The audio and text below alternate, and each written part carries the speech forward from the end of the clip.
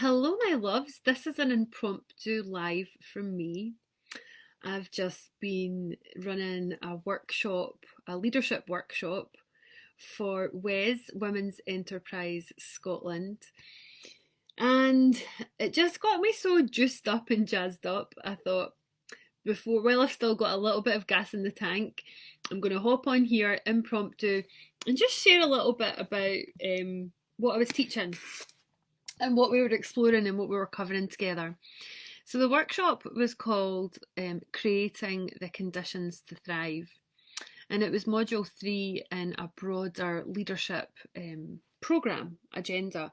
So the first module, the delegates, the women, focused on, because it's a women-led initiative, focused on their vision.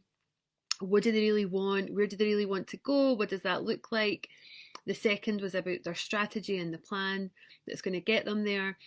And my third aspect, it felt perfectly appropriate to call it Creating the Conditions to Thrive, because how you get there, how you realise your vision, is where the magic happens. It's in the how. The what can be reasonably easy to get to. What do you want? What does that look like? Where do you want to go? But how you get there is often the sticking point that I hear so many women. Some women, they never try because they don't know all of the how. And we talked about that today, which is a real tragedy actually, because you don't need to know all of the how, and you can't possibly know all of the steps that are going to get you there. In creating the conditions to thrive, we focus on really diving into 4 primary areas. And hey, whoever's there, I don't know who it is, but we focus on 4 primary areas. We look at your mental strength and health and creating a strong positive psychology. We look at your feelings and your emotional health, and really learning to honour and accept and work with your feelings rather than repress them. Your physical well-being, your physiology, your health, and the 4th area around your spiritual health and well-being, and that connection to self, that relationship to self, that relationship to that quiet, wise voice within that I talk about, and knowing how to amplify her and make her louder. So that was the kind of overarching construct for creating the conditions to thrive. And we broke it down, or I broke it down into 3 different areas: psychology, and creating a strong positive psychology, so your mindset; physiology, your physical health, how it feels to be you, your body, your well-being, your energy levels; and productivity, your ability to manage your time and your energy to the best effect to achieve those long-term goals, achieve your short-term and long-term goals. So we started off by, now I've just spent a whole day on this, right? But we started off by talking about some principles, and that's what I want to share with you, just as a little bonus, because I've not hopped in and taught for a while. We've been doing our weekly meditation. So there are, I always get my fingers wrong, there are 5 core principles that I want to share with you, which are really, really important to you creating the conditions to thrive, because you are the creator in your life. You are the one who ultimately influences who you are, how it feels to be you, where you get to in life, how much ease or how much strife you get there experiencing. It really does boil down to you. So let me just give you 5 key points. The first is your self-worth is an inside job. It's absolutely crucial that you really do understand that your confidence levels, your worthiness, your how it feels to be you, and your levels of self-worth, that you understand that you don't seek that from outside. And if you do, then your coat's on a sugary peg. Is one way of putting it. That it's your responsibility to constantly feed and reinforce your self-worth. It's your responsibility to do that. Nobody else's. If you're relying on what other people think about you, if you're relying on other people's opinions, if you're relying on other people's feedback, then you are in a very, very high risk position when it comes to your confidence and your self-worth. The more you understand and take ownership for the fact your self-worth is your responsibility, then the easier you're going to find becoming more successful with more ease. Hey, give me a hello when you're there. I don't know who's with me right now. So that's number one. Number two, it's your number one priority to protect and reinforce your confidence every single day. Every single day. Again, don't look to anybody else to do that. Now, I work with a lot of business owners, as you know, and as a business owner, you absolutely have to focus on your confidence as your number one priority. If you don't believe in yourself, if you don't believe in your business, why should anybody else? So you have to create practices, habits, routines that really support you to feel more confident. You need to seek out evidence to support the fact your confident position. You also need to, of course, understand where things could have gone better and learn what you need to learn from that. But ultimately, your number one priority each and every day is to protect and reinforce your confidence. So I'd encourage you to think about, how do you do that? What do you have in place for that? What practices do you have? Even a very simple daily review is going to help you with that. Number three, one of my faves, I say this about them all. One of my clients who has had a mind-blowing year, and I mean really mind-blowing.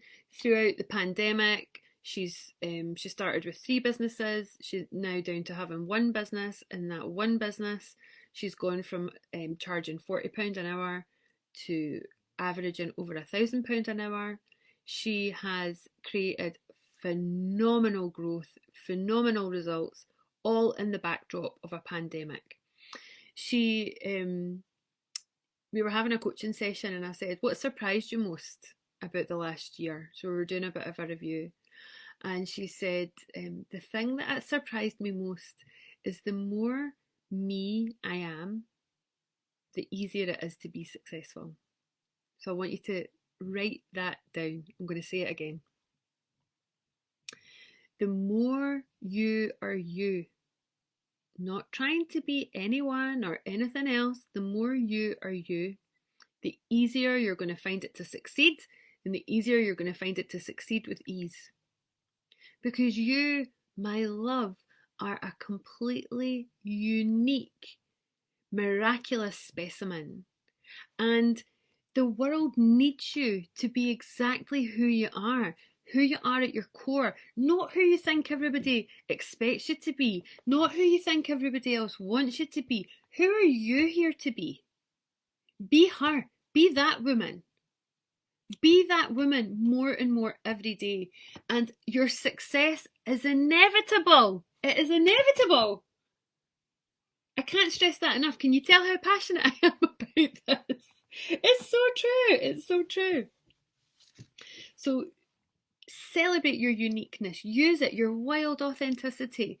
Know it, feel it, tap into it, use it to your advantage. Be more you in the world and see what happens.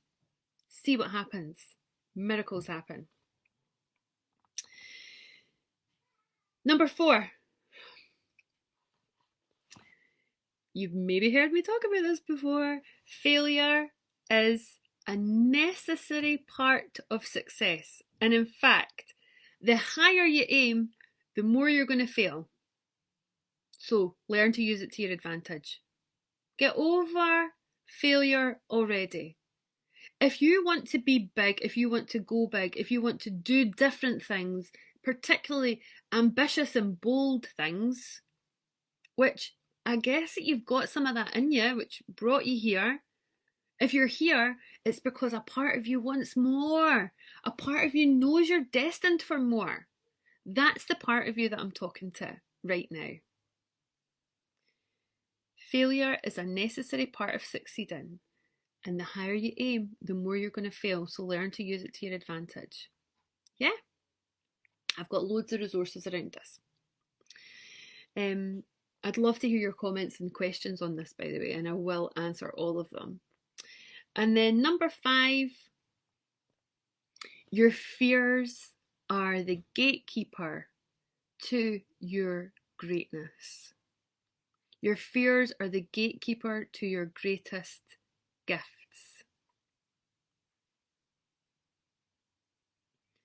So, learn not to be afraid of your fear through changing your inner narrative, and get willing to take action before you feel totally ready.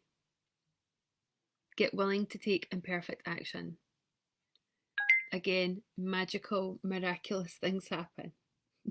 I heard a ping pong there, like I think somebody's there or somebody's saying something, but I don't know what that is. So your fears are the gatekeepers to your greatness.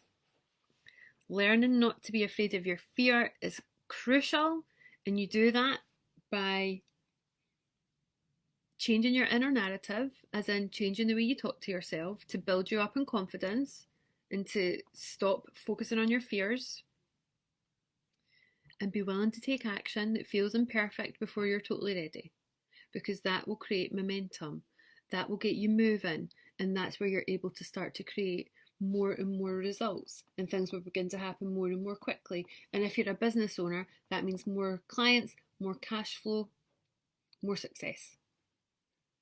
So that's my 5 principles. What do you think? Do you agree? Do you disagree? I look tired. I look tired in this light. It's been a really amazing, intense day. It's intense being on Zoom all day, right? But like I said, I just wanted to hop on and share a little bit of that love with you. It was a wonderful session filled with incredible women.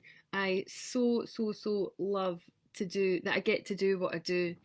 And I just wanted to share a little bit of that insight with you today. So sending you lots of love. Please, please, please give me your questions and your comments. Tell me how it resonates. And I will talk to you soon. Lots of love.